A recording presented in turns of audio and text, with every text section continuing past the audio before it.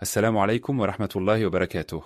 À travers les siècles, de nombreux signes mineurs annoncés par le prophète, sallallahu alayhi wa sallam, se sont réalisés. Il est important de les identifier, car ils confirment l'authenticité des hadiths et nous permettent d'évaluer l'état actuel du monde à la lumière des prophéties islamiques. Parmi les signes accomplis, la mission prophétique de Muhammad, sallallahu alayhi wa sallam. Le prophète lui-même est le premier des signes mineurs de la fin des temps. Il a dit dans un hadith rapporté par Al-Bukhari, « Moi et l'heure avons été envoyés comme ces deux, en joignant son index et son majeur. » Cela signifie que son avènement marque le début de la dernière phase de l'histoire humaine avant le jour du jugement. La division de la communauté musulmane.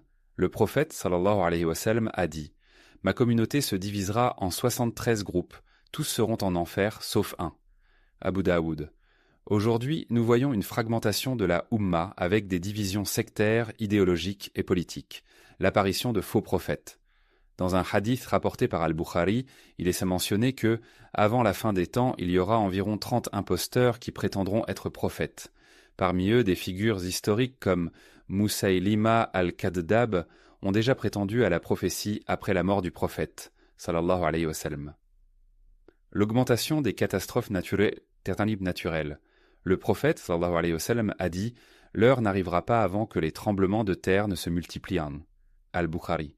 Nous constatons aujourd'hui une fréquence accrue des séismes et autres catastrophes naturelles, confirmant ce signe. Le retour des déserts arabes en prairies et en rivières. Un signe frappant de la fin des temps est mentionné dans un hadith rapporté par Muslim. L'heure n'arrivera pas avant que la terre des Arabes ne redevienne des prairies et des rivières. Ce phénomène, autrefois impensable, commence à se réaliser sous nos yeux.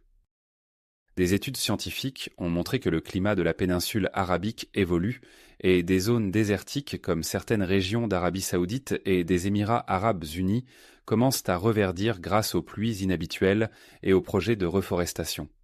Des images satellites ont même confirmé la présence d'anciennes rivières sous le sable, prouvant que cette région était autrefois verdoyante comme le prophète, sallallahu alayhi wa sallam, l'a annoncé.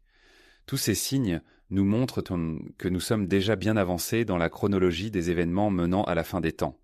Mais au-delà de ces constats, une question essentielle se pose. Comment devons-nous réagir face à ces signes ? Sont-ils de simples faits historiques ou des avertissements destinés à éveiller notre conscience ?